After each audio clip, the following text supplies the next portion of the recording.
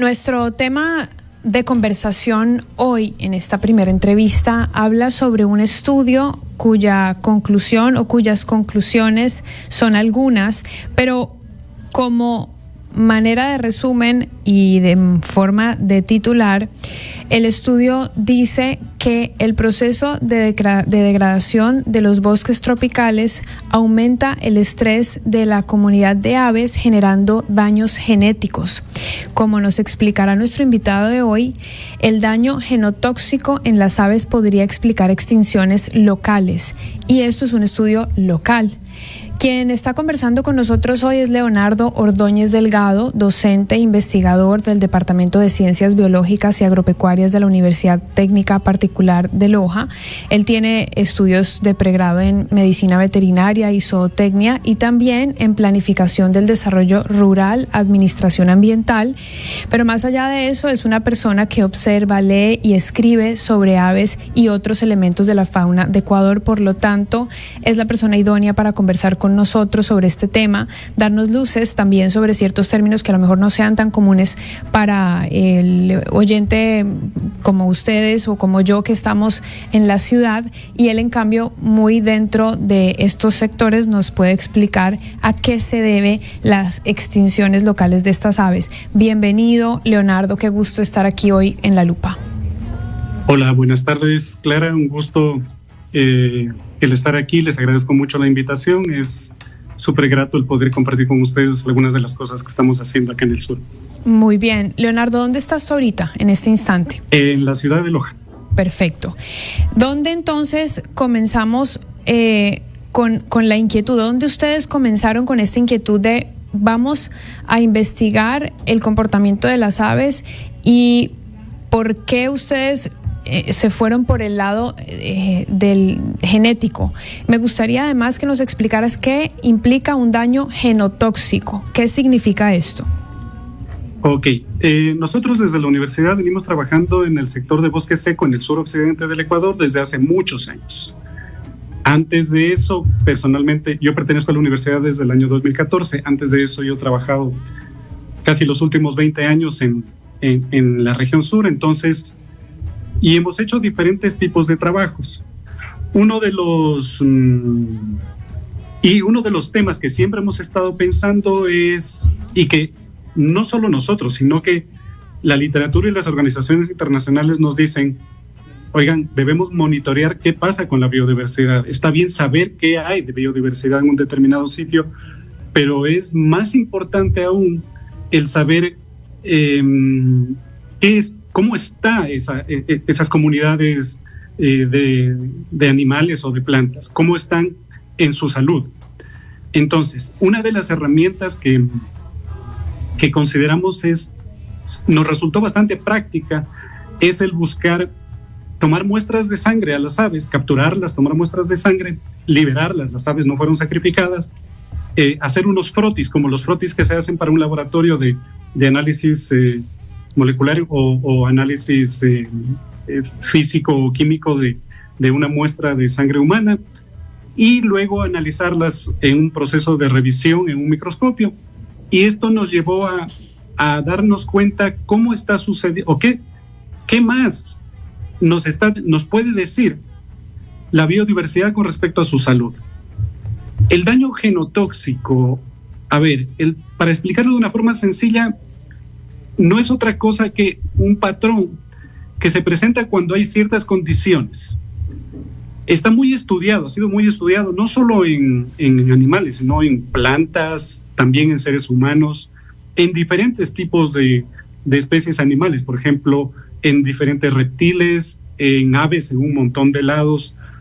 Y nosotros por primera vez, no hay estudios previos de eso, por primera vez utilizamos esta técnica acá en el bosque seco. ¿Qué es el daño genotóxico? Es el daño que puede ocurrirse a nivel celular por algún factor externo. En este caso, lo interesante es de que nosotros vimos que existía una relación directa del daño genotóxico, es el daño de los genes o de las estructuras celulares de los eritrocitos de las aves, de las células sanguíneas de las aves, con respecto al patrón de degradación del bosque. Es decir, mientras más degradado el bosque, comenzamos a encontrar la constante de que los daños celulares se incrementaban. Y no es otra cosa que eso, o sea, es tan claro como eso. El daño genotóxico se puede presentar por lo general cuando hay contaminantes, cuando hay diferentes factores externos. Por ejemplo, en nuestro caso, lo que más interesante nos resultó es el hecho de que evidenciamos que la cantidad de sol, la cantidad de radiación solar que existe en los lugares en donde más vegetación se pierde, esto estaría causando un proceso de estrés crónico en las aves. Y el estrés crónico para todas las especies, incluidos los seres humanos, tiene consecuencias a nivel fisiológico. En este caso se están dañando las células de las especies y por consiguiente su salud no es la óptima, por decirlo de alguna forma sencilla. Estaba revisando justamente, y creo que tiene directa relación con el tema del estrés crónico, que en el caso de las aves se altera, por ejemplo, la forma en cómo cantan, cómo vuelan o su funcionamiento en el crecimiento. Es decir, estos son factores que se afectan por este daño debido a la degradación de su entorno, de los bosques en donde ellos viven, ¿no? Y de los ecosistemas que crean. Claro, la cuestión es esta. Si yo tengo una comunidad de aves y estas no tienen la suficiente cantidad de alimento, no tienen la suficiente cantidad de refugio, no tienen... eso ya limita por algún lado la fisiología de los animales. Todos los animales, incluidos los seres humanos, tenemos formas de responder al estrés. O sea, yo puedo tomar vitaminas, puedo hacer deporte, puedo hacer un sinnúmero de cosas como para disminuir la cantidad. Todos tenemos estrés. Hay diferentes circunstancias, hay factores hasta internos que nos pueden causar estrés. Cierta comida que me irrita, eso me causa cierto estrés. Por ejemplo, en este momento todo el tema de las noticias que han pasado, de las circunstancias que estamos atravesando en el país, nos producen niveles de estrés y cada persona lo maneja de una forma diferente. Ahora, cuando el estrés se produce de manera crónica, es decir, se mantiene a lo largo del tiempo, la salud se compromete. Reitero, no solo en las especies silvestres, sino el ejemplo más claro son los seres humanos. En los seres humanos también se altera. Hay ciertas especies, como las aves, que también ciertas especies de aves responden de una forma más óptima, por decirlo de alguna forma, y otras que las altera o las golpea más fuerte. En este caso, nosotros evidenciamos de que todas las aves, de todas las 50 especies que tuvimos muestras, todas presentaban algún nivel de daño en las células, y estos daños celulares son evidencia de que, y esos daños celulares se incrementaron significativamente conforme vamos perdiendo bosque. Nosotros utilizamos 3 niveles de bosque, por decirlo de alguna forma, para evaluarlo. El primero era un área protegida, un bosque natural, muy bien conservado. Luego bajamos a un bosque que estaba ya un poco intervenido. En el sector en donde estudiamos el elemento que más degradación del bosque causa es la presencia de las cabras. Entonces el ramoneo de las cabras hace que la vegetación vaya disminuyendo. Y en último lugar, encontramos ya no un bosque, sino un ecosistema en el cual hay muchos matorrales y ya no hay mucho refugio para el sol. Entonces las especies que estaban acá, ya en los lugares más alterados, mostraron que sus células presentaban mayor cantidad de daño genotóxico y mayor cantidad de células presentaban daño genotóxico. Entonces esto nos demuestra que hay una relación directa entre la pérdida de cobertura vegetal y el estrés que están enfrentando estas especies. Muy bien. Esto me va llevando entonces a la siguiente pregunta, que tiene que ver con ese daño genético que es producido por los factores externos, como nos lo estás explicando, que puede ser contaminantes, que puede ser la radiación del sol, que puede ser el estrés crónico generado por múltiples factores, lleva a la pérdida de ciertos funcionamientos específicos y por ende a la posible extinción, que es a lo que ustedes están llegando como conclusión primaria. Sí, eso es lo más alarmante que encontramos. O sea, las especies, no solo en el Ecuador, esto es a nivel global. A nivel global, el factor que más el principal factor de pérdida de especies a nivel mundial es la pérdida y degradación de hábitats. La pérdida de un hábitat es, pongamos un ejemplo, tengo un bosque, lo talo completamente, es la pérdida del hábitat. Pero también lo puedo degradar cuando, por ejemplo, yo escojo para cortar ciertos árboles dentro de ese bosque y no reforesto o no dejo que vuelvan a crecer. Entonces, ahí lo estoy degradando. Y conforme vaya incrementando más mi intervención, la pérdida y degradación de hábitats va a causar problemas en las especies, como por ejemplo, nuevamente, no van a tener hábitat para movilizarse, no van a tener hábitat para reproducirse, no van a tener hábitat para comer. Entonces, si ya ese es un factor súper alarmante a nivel mundial, otros factores, como por ejemplo el estrés crónico producido por la pérdida del hábitat mismo y por la radiación solar, y en otros casos, o sea, esto es en el caso puntual de donde investigamos, pero hay otros casos en donde adicional a la radiación solar, también hay contaminantes, por ejemplo, gran cantidad de pesticidas, o si estamos cercanos a una carretera, pueden haber contaminantes producto de las emanaciones de la quema de combustibles fósiles. Entonces, esta suma de factores hace que el proceso de extinción. ¿Por qué se da el proceso de extinción? Porque una especie no tiene las condiciones adecuadas como para poder sobrellevar un problema nuevo. Si yo no tengo la capacidad de adaptarme a un problema nuevo, van a pasar dos cosas. Voy a tratar hasta el final de sobrevivir y de reproducirme, que es el fin último de una especie, mantener los genes a lo largo del tiempo, y adaptarme a esas nuevas condiciones, o realmente la población que compone mi especie cada vez se va a ir haciendo más reducida, y también aquí viene otro factor, que bueno, nosotros no lo analizamos aquí, pero conforme la población se hace más reducida y aislada, comienza a reproducirse entre individuos emparentados, y esto aúna más todos estos problemas que desencadenan al final en una extinción local o una extinción regional o la extinción completa de la especie. Claro, qué interesante escuchar eso. Esa última reflexión no había hecho esa conexión, ¿no? En cuanto más reducida está la población, más intercambio genético hay que seguramente pues intensifica las posibilidades de una mayor reducción todavía de esa misma población. Ahora, dos cosas. Me imaginaba estos tres niveles del bosque. Área protegida, el primero, intervenido el segundo, y estos matorrales sin refugio, sin espacio para estar, el tercero. ¿Por qué? Y seguramente tengo pistas de la respuesta, pero la quiero clara y concisa. ¿Por qué los que están en este sector de matorrales no pueden irse a los intervenidos o los intervenidos no pueden irse al sector protegido? ¿Por qué no pueden hacer esa migración para perpetuar su existencia y evitar la extinción? Ya. Eso está íntimamente relacionado con la historia natural de cada especie. ¿Qué es la historia natural de una especie? La historia natural es la historia evolutiva que han tenido a lo largo desde el inicio de los tiempos, cuando ya se convirtieron en especies.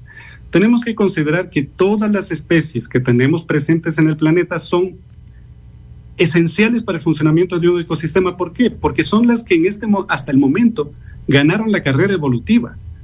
Hubieron varias especies anteriores que no lograron adaptarse a las nuevas condiciones y que no sobrevivieron, y las que tenemos ahora son las ganadoras y lamentablemente las estamos perdiendo a un ritmo que es brutal, perdonen la expresión, pero es que es increíble. Claro. Estamos perdiendo especies de una forma increíble. Entonces, hay especies que están adaptadas al bosque y que, claro, esas son como se las llama especialistas. Entonces, hay otras especies que no se les da mucho estar entre el bosque y una zona ya un poco intervenida. Y hay otras especies que gustan mucho de la intervención humana y están en las zonas abiertas. Pero entre estos grupos de especies, en base a por ponerlo de forma gráfica, un colibrí, como por ejemplo uno que está nombrado ahí, que se llama Amacilis amacilia, está adaptado, su pico, su comportamiento, él busca alimento en lugares más abiertos. Y busca las flores de lugares más abiertos. No le gusta meterse al bosque, no se va a meter al bosque. Posiblemente si alguien abre una trocha en el bosque y queda un lugar abierto, va a meterse en esa trocha. Pero él, en su historia evolutiva, no se adaptó nunca a estar volando dentro del bosque. Posiblemente eso le presente muchas dificultades, mucho gasto de energía, y entonces no me voy a meter al bosque. Si las flores que me gustan a mí están afuera, tengo que buscarlas afuera. Claro. Entonces, va por allí. Hay ciertas especies, unas pocas, que se las denomina generalistas. Es decir, que pueden movilizarse desde un bosque hasta las partes externas. Existe además la teoría de algunos ecólogos que han planteado de que justamente en el proceso de extinción masiva que estamos enfrentando ahora, estas especies generalistas es muy posible que sean las que ganen la batalla y se queden hasta el final, pero las especialistas la tienen complicada. Si un especialista de bosque, por ejemplo, dentro del bosque, yo pierdo la especie que le da de comer, esa especie, además del daño genotóxico, además de perder hábitat, además de tener contaminación, tiene un panorama bastante oscuro en el futuro. Entonces, esa es la razón por la cual no se mueven, no hay ese movimiento lineal que estamos pensando. Claro, el ser humano dice, oye, pero deberían moverse a otro lado, si tengo alimento allá me muevo. Claro, pero es que me muevo allá y no tengo el alimento que yo como. Las flores que yo, de las cuales tomo néctar, no están dentro del bosque, están en un lugar semi-intervenido. Claro, sí, sí. Que en los ecosistemas naturales también hay, o sea, los ecosistemas naturales también suelen tener estas estructuras. La cuestión está en que el ser humano, por lo general, hace una homogenización del paisaje cuando lo altera. Correcto. Y ahí se complica el tema. Y por eso me parece tan interesante la respuesta, también pues la pregunta, porque nos lleva a hacer un poco de conciencia sobre que no es lo mismo. Digamos, no es cuando se está talando o se está degradando un pedazo de tierra, por decirlo de la manera más coloquial del mundo, un pedazo de tierra no quiere decir que solamente estás talando un pedazo de tierra, no solamente estás cortando unos troncos de árboles. Y por eso iba yo a la pregunta, porque nos damos cuenta de la especificidad de la naturaleza, es decir, y hoy solo estamos hablando de aves. Las aves generalistas son las que, bueno, dicen, aquí me talaron mis árboles, mi ecosistema me lo quitaron, me voy a otro, me adapto, sobrevivo. Pero entonces esas especialistas realmente ya no tienen de dónde más posarse, no tienen dónde más alimentarse, tienen además sus depredadores seguramente están en el otro lado, son más fuertes.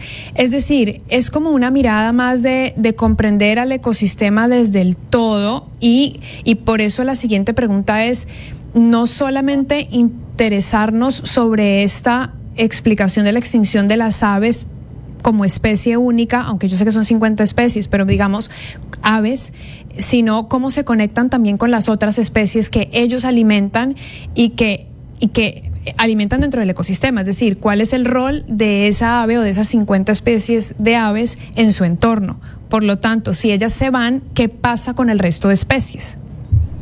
Ya, esto ha sido bastante estudiado. O sea, lo que pasa es de que hay una cuestión cuando se habla de los problemas ambientales y de la problemática ambiental que se denomina la sinergia de las amenazas.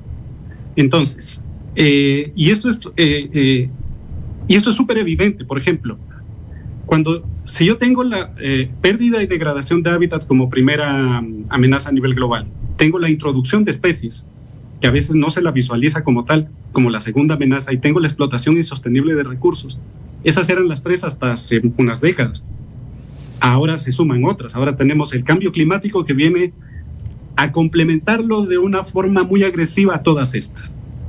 Todas estas tienen su sinergia, cada una se fortalece con la otra y causa mayor impacto a los ecosistemas.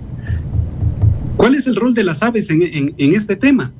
Las aves tienen múltiples roles en los ecosistemas que pueden ir, por ejemplo, desde polinizan las plantas, dispersan semillas. Si yo talo un bosque, por ejemplo, solo por poner un ejemplo, si yo tengo en donde hay tucanes, alguna variedad de tucán, de todas las que tenemos en el país, tenemos que tener árboles con frutos grandes y carnosos, porque esas semillas son las que las dispersan los tucanes. Si yo desaparezco ese árbol cumple un rol dentro del ecosistema, no solo dar semilla, ni dar sombra, ni dar refugio a otras especies que pueden ser insectos, mamíferos terrestres, voladores. O sea, la cadena es innumerable, un montón de bacterias, un montón de hongos, líquenes y cosas por el estilo. Si yo talo ese árbol, ese tucán ya no va a tener que comer, tiene que irse a otro lado, si es que tiene chance de irse a otro lado. Y desaparece, todos esos procesos desaparecen.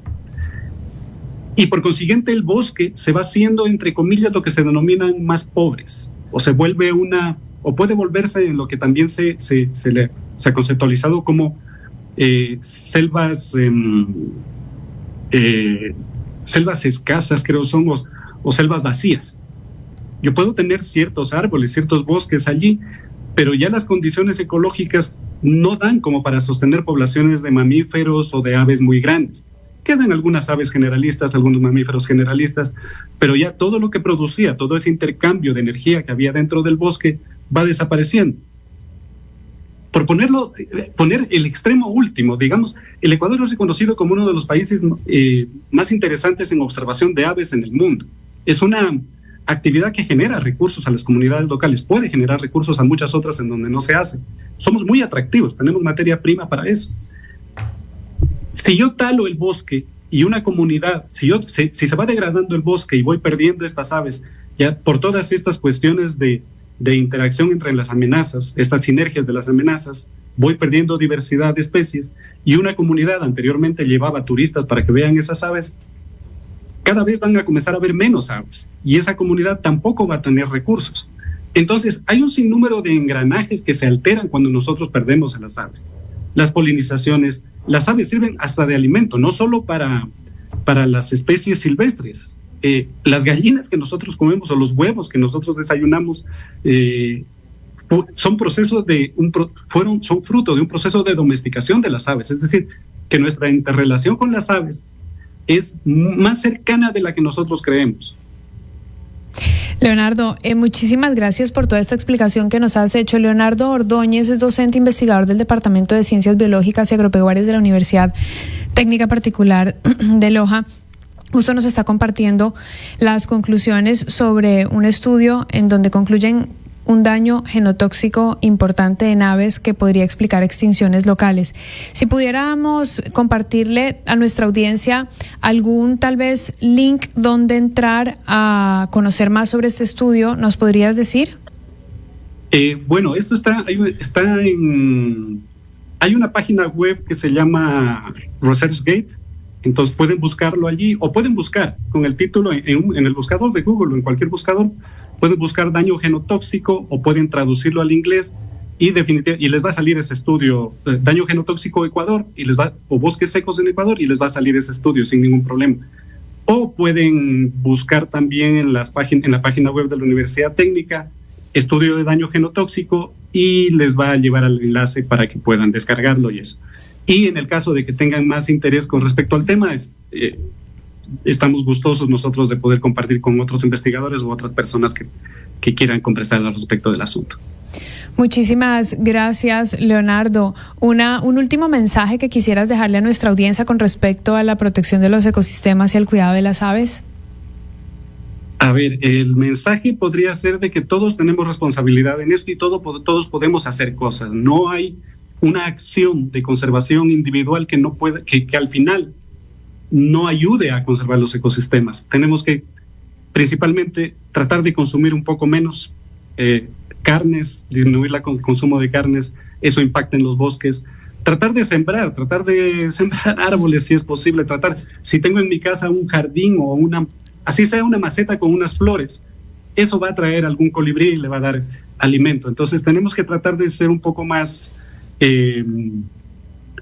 amigables nosotros con nuestras acciones para los bosques, y por consiguiente, si nosotros conservamos bosques, vamos a conservar aves. Así es, muchísimas gracias.